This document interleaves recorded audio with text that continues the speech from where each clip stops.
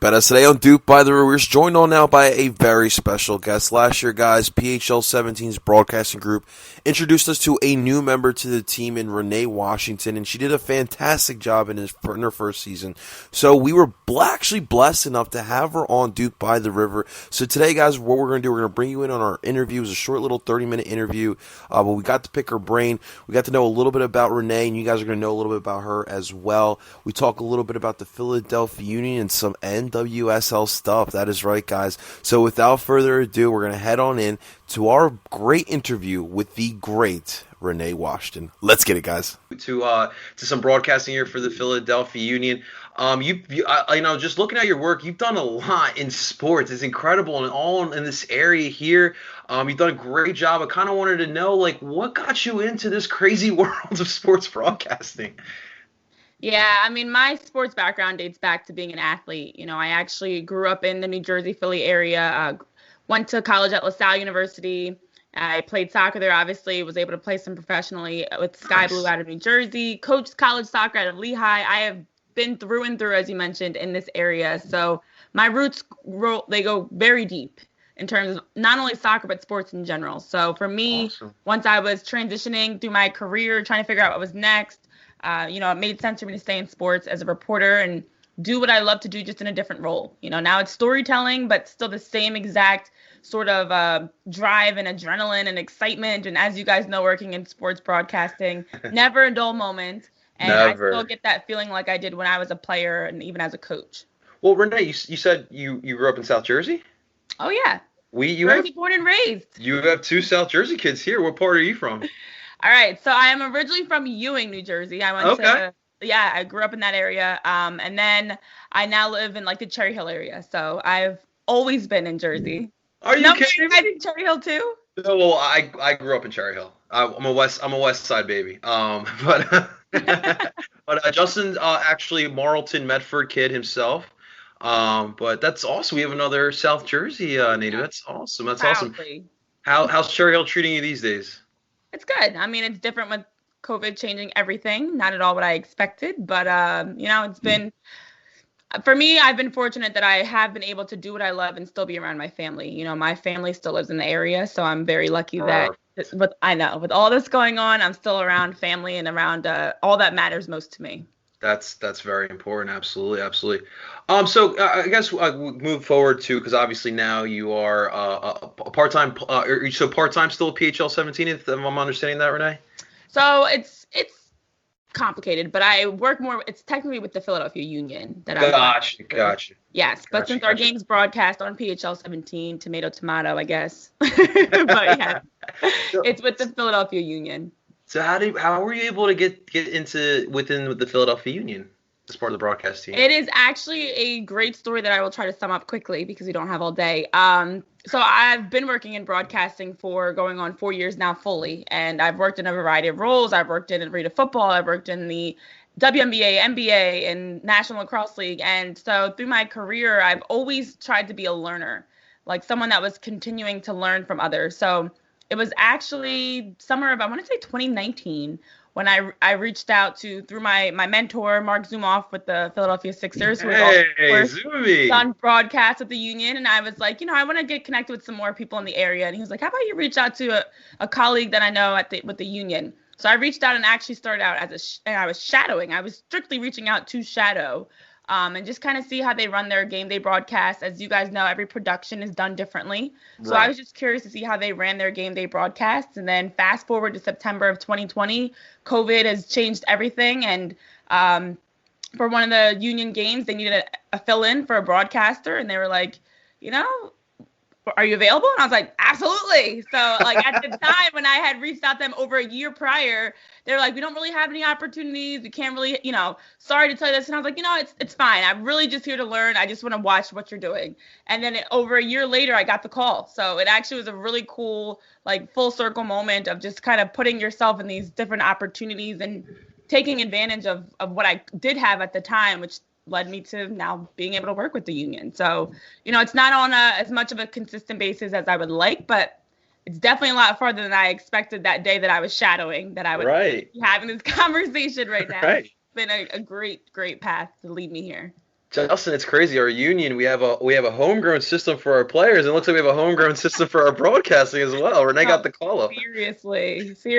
It's insane. I mean, I have honestly worked with even like Kevin Casey, who's does a tremendous job as PA with the union. Oh yeah. He worked with me with LaSalle as I was doing broadcasts for them as an in-arena host. The connections I had throughout the Philadelphia Union on and off the field, it's pretty spectacular. So when I was actually starting with the union, I was like, I feel like it's home. Like I feel like I'm being welcomed home. It's like it's just an incredible atmosphere and a great group of fans and colleagues and people to work with.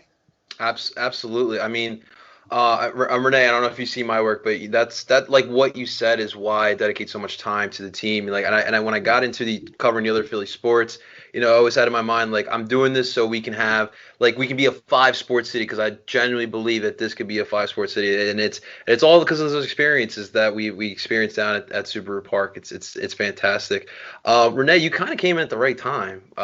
You came in and we get our first trophy ever, and you're kind of just like, I know you didn't feel like what we felt over those last 10 years, but like you can see like the jubilation between all the Union fans. Like kind of like tell us like what it was like for you seeing this team like after 11 years of just like some tough soccer finally host a trophy. Yeah. I will say I have, knock on wood, had a good luck charm that I've been keeping with me. When I first started with the Washington Mystics, they won the WNBA championship for the first time. Wow. When I started with the Union, they of course went on to win the Supporters Shield. I'm not saying that I'm a good luck charm or anything, but like I will never forget that the first game I even did was the incredible win they had over the Revolution with Fontana's insane pair of goals that he had. So I was like, oh, not a bad start at all. Not a bad start. But no, I do think that for anybody that's a soccer fan, and especially as a Union fan, you understand the grind.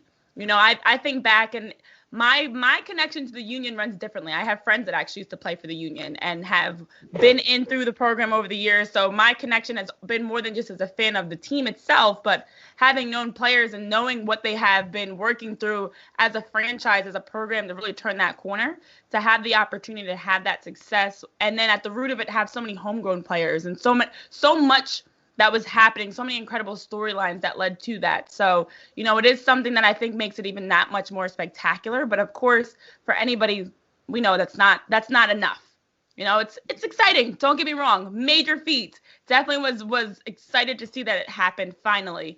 But then to see the postseason run not pay off the way that we had hoped, it's kind of like it still leaves you wanting more. But that's the best part about it, is it's a chance to celebrate that major accomplishment and then hopefully come back this year and get past that and do it. Amen. The tough part, Renee, was trying to explain to my quote unquote 4for4 friends, like, yeah, the Union just won a trophy. It's not the championship, but it's a trophy, and they're like, what? Because obviously in American sports, we're not used to like a Supporters Shield trophy. So that was definitely tough to explain to them. So I guess I wanted to ask you, we want to pick your brain a little bit about the Union broadcast team.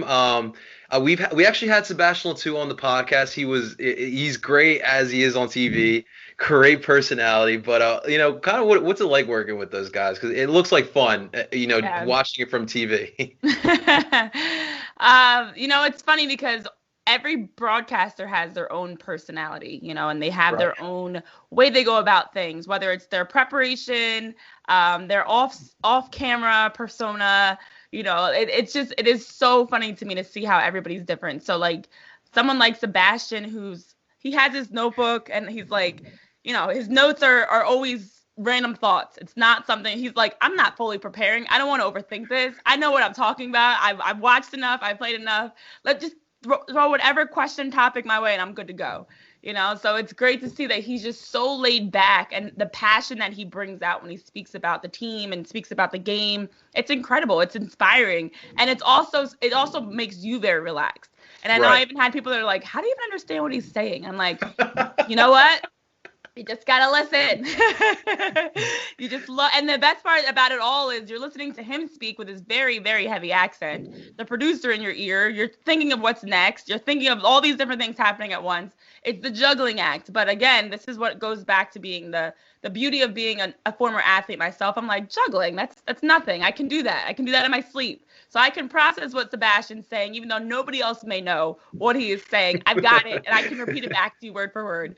But all jokes aside, he's a great person on and off camera. But I think that's what makes it so great to work with someone like him, because he does allow you to get back to the root of what makes broadcasting important, the game. We take all the notes. We want to have all this, we have a great rundown. We have a great show planned. But at the root of it is really talking about soccer and what makes the game so great, what makes the team so great. So I love his energy that he brings. And then you have someone like Dave, who's very different in his approach and his preparation. Nonetheless, Dave is like the most supportive, encouraging person that's like, whatever you need, I will help. He's such a jolly man. He's a jolly man. He is so prepared. We've seen the boards. Yeah. That's crazy. Oh yeah. I honestly learned so much from him, because I'm a very prepared, I like to think I'm like an OCD person, very detail oriented, but Dave takes it to a whole other level. So him and Sebastian and their preparation, it just makes me laugh at how opposite they are. Being that Dave is like, no, I have to prove myself more than Sebastian. I don't have a whole section named after me. I can't just show up and then just talk. So Dave is more like, he's got his notes, his binder of notes and stats and information, and he's ready to plug it in wherever is necessary. So there's definitely value in learning from everyone. Marissa is incredible as well. I actually haven't worked with her on camera for any union broadcast, but I have worked with her in a lot of other arenas, such as being a panel on different content with her. So she's incredible as well. She's always busy too. She's always active. You have to be active in this industry. Oh, yeah. You have to be. You know that. So, that's something that I think keeps all of us so grounded, is that we are each in our own grind in that sense, and like understanding that, respecting that, and then working together to make sure we are putting out incredible content for every game. Now, let me ask you, has Dave ever played soccer? He did used to play. Dave has some great Pennsylvania roots, by the way, in the area. Yeah, we've gotten it because he actually grew up in the Bucks County area. Cool. Played, yeah, so he's very familiar with that area. So we go way back on topics and discussion around that. But he's tennis. He did play, was his main sport, but he did play some soccer. He was an athlete in general. Okay. But he was no Sebastian Letou, so. Or Danny Higginbotham, which will beg the question. I've heard the reports of Danny's notes. Who has bigger notes, Danny or Dave? That's a. It's definitely Dave, I think, without a doubt. I don't think I've seen many people that have as many notes as Dave in general, like in ever. So he is like, and it's organized. It's a lot. He had like when he's, and it varies too, which is the best part about it. If he's on the broadcast doing play-by-play versus if he's on the broadcast as a host for the show, it's completely different style of notes, but it's still very thorough. And I'm like, how are you reading that? But it's really incredible to see, honestly. But Danny's awesome too. I actually haven't even worked with Danny closely, but from what I've seen from Dave, I don't know that there are many that can really match up to that. He's next level. Yeah, we can't wait to see Higginbotham next year, and as he goes into his first season with JP Dellacamera. Should be a lot of fun. But one thing we will ask, and guys, if you are listening, please get this to the Philadelphia Union. We want more Renee Washington next year in the broadcast. Please, we need some more Renee in our lives. Please. Thank you. I really, really appreciate that. Oh, absolutely. That's awesome. I appreciate that. Absolutely. Renee, so like I mentioned earlier, a lot of what we do here is because we want the Union to be more prominent in the city. You've been here long enough. You've covered sports long enough as well. Like, how far are we? Can this truly be a 5-sport city? I need to take a Gatorade drink on that one. And it's not a paid advertisement by Gatorade, but if you're interested, let me know. Now, all jokes aside, the hard part is, and you know what? I'm going to take it back a step.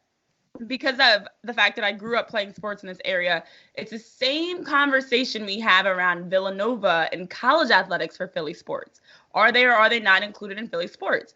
The main line, much like Chester, it's a hard push. Now, it's the thing that I feel is in sports for Philadelphia, we like to claim Philly when it makes sense. So Kobe Bryant, for example, may he rest in peace.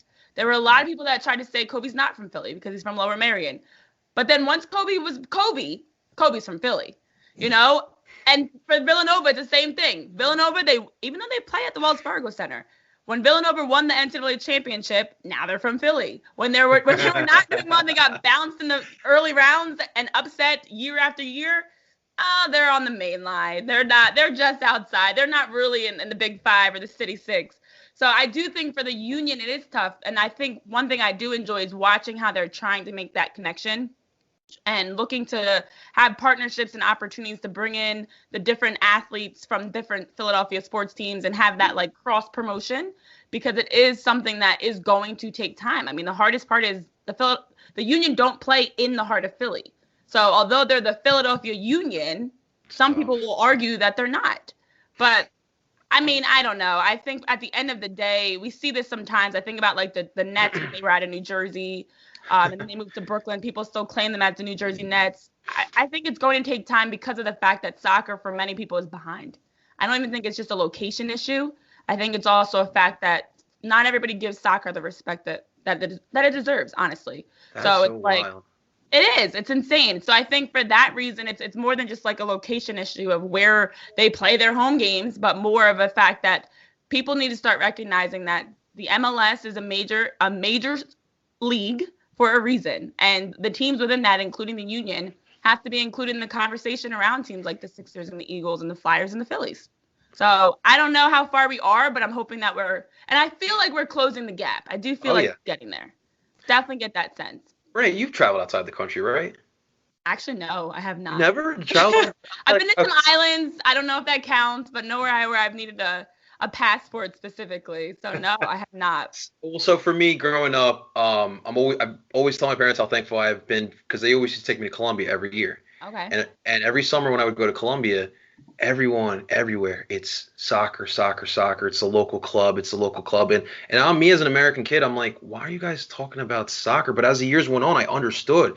And as I got into like Euro soccer, like everywhere you go, soccer is literally everything. But then you come here, it's like, soccer's for foot fairies, dude. Like, they don't, and I'm like, what? Like, that makes no sense to me.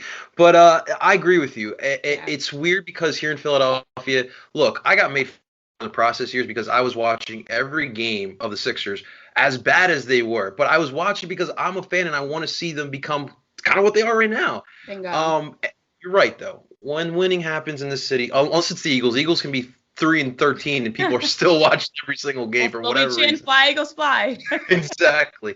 But winning does cure all, and I do think that winning the Supporter Shield, although it's a trophy that people don't understand, really helped us in that aspect there.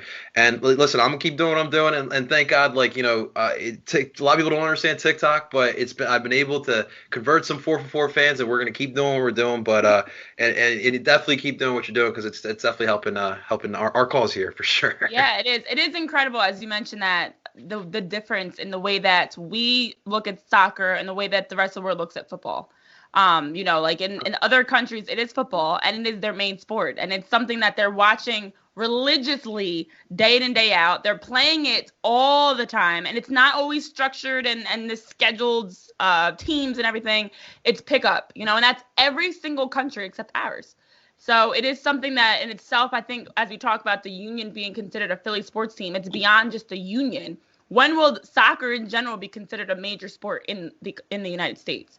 So I completely agree. I've done some international broadcasts, especially around COVID, that I've done remote, which has been very cool, actually. Oh, yeah. But it is so different just to see the atmosphere and the environment and the way that fans are chanting and all into it. And this is everything for them versus American soccer. So I think we're seeing a change for sure, but I'm hoping that will continue. I think actually around COVID has helped for the MLS and the NWSL, being that they were so many major moments that people were paying attention to soccer. So I feel the change is happening.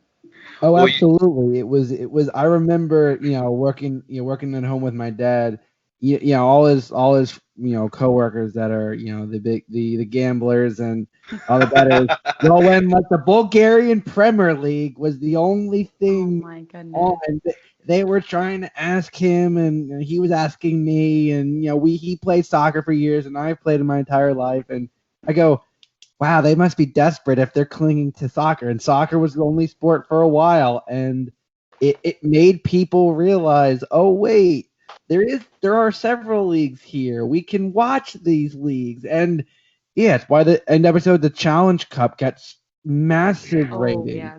It's why the MLS back tournament was, I mean, who didn't love, having their morning coffee and watching, a group NYCFC. stage game. Like Exactly. that was it. And for once, as someone who's grown up around soccer, it was finally people understand why it's been my passion my whole life, why it's the world's top sport, and it's nice to see. And that we have the World Cup in 2026. Like Oh yeah. it's gonna be a nice It's gonna help. building up a momentum, and I'm sure these same people that go to the Eagles games, even if the game in Philadelphia is, as my dad went to Oh, it back better in be in Philly. '94, was Ireland Norway, and he said it was the best game he ever went to, and he absolutely wants a ticket for 2026. It's like that's what these people want. Oh yeah. That's I great. do think that actually our country, and I know we need to move forward, but the last thing I want to say on it is it is interesting to me that you have the really true passive soccer fans.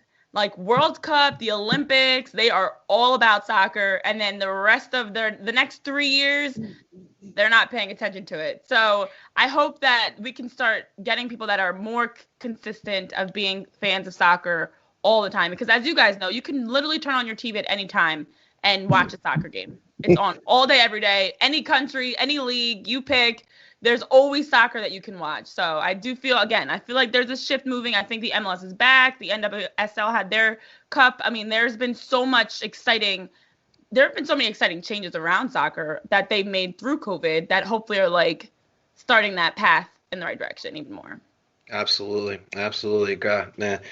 Guys, soccer needs to be a thing in America. Absolutely, 100%, absolutely.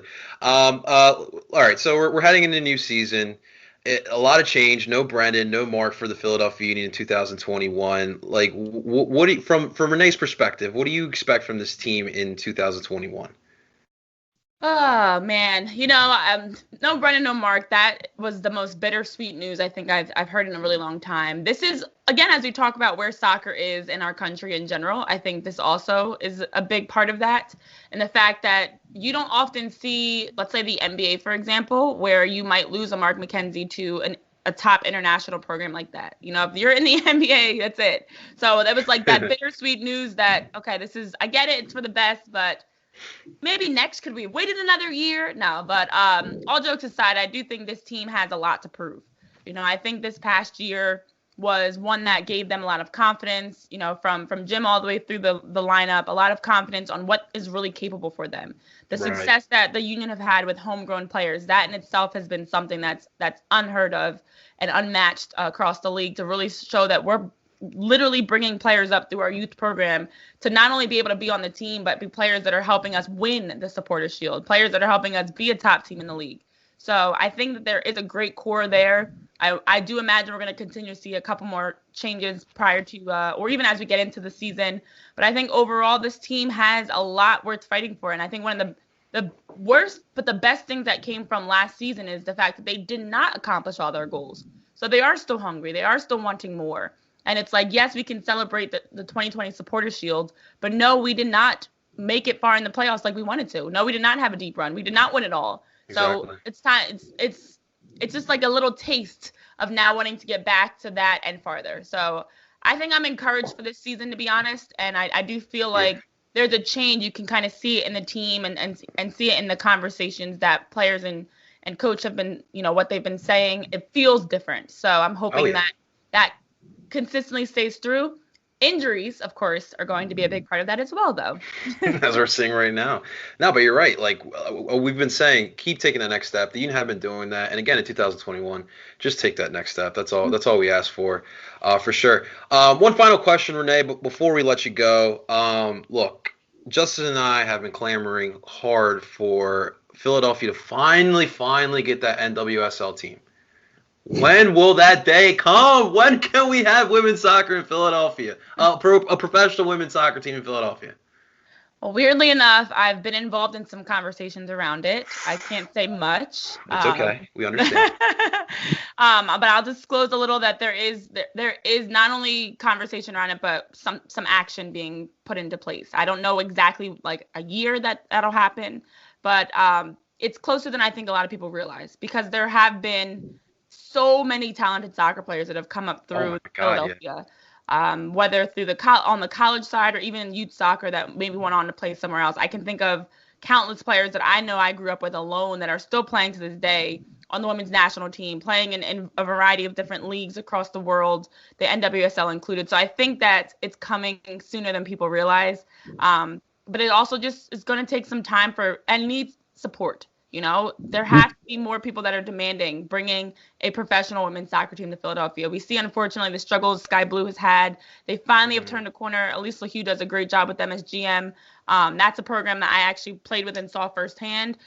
I know that they've struggled because it's not just about being in the right area with a stadium and everything like that. There's so many business aspects that go into it as well. So for Philadelphia to add another team, it makes sense. They got the facilities. We've already got the Philly sports thriving in that sense of having like a huge fan base. Right. Why not add a women's soccer team? So I think we're going to see one, I'm going to say in this decade.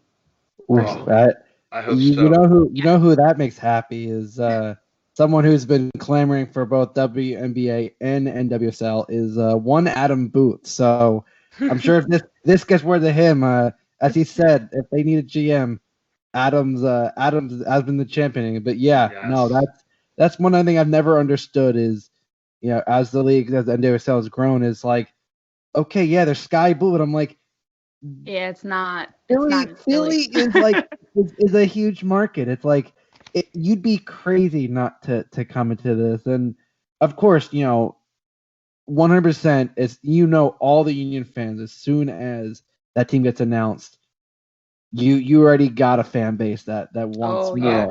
So you can count Johnny and I absolutely. Oh yeah, 100%. Two of those big fans. Well, I mean, we've had women's soccer in Philadelphia. You know, I grew up watching the Charge. I remember watching and being a ball girl for the Charge games, the Independence games. I remember going to those games. Yeah, those games used to be incredible. I mean, we have had it. It's just that with the rise and fall of women's soccer leagues over the year, the WPSL, and now, of course, the NWSL has fortunately been around and looks like, knock on wood, they're finally here to stay. That itself is going to take time. But I do think that for women's basketball and women's soccer, that I don't think I know, there has been conversation around bringing teams for both.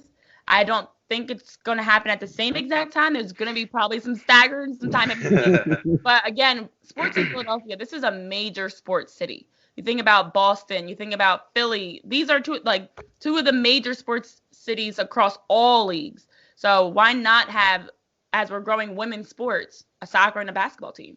Makes sense to me. Makes sense to me. I think they're waiting until 2026. I think that'll be the big reveal. You know, 275 year anniversary, the country's anniversary. Like, it's confluence of events. I didn't think about that. We might bring down the entire country just at that moment, but I think the country better be ready for women's soccer in Philadelphia. Oh, I'm ready. Oh, yeah. That's crazy how the city hasn't had or doesn't have currently either league, which it's definitely wild.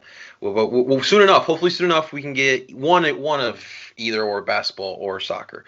But it's definitely great stuff. Renee, when's the next time we can see you on TV? When will that be? Do we know a date? Game? Soon. Okay.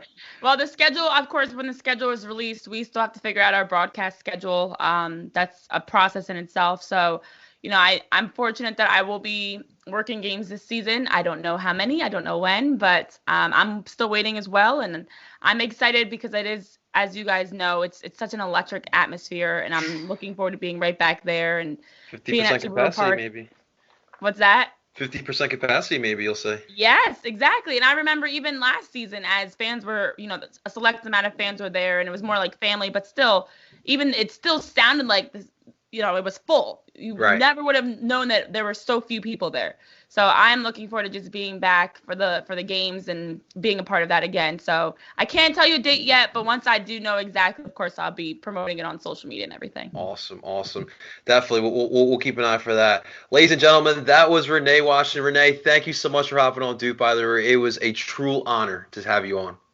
Thank you guys for having me on. I love the name, by the way. Very catchy. Very catchy. I see what you did there. I've been meaning to tell you that, but before I forget. Appreciate it. We're working on. I appreciate what you guys are doing.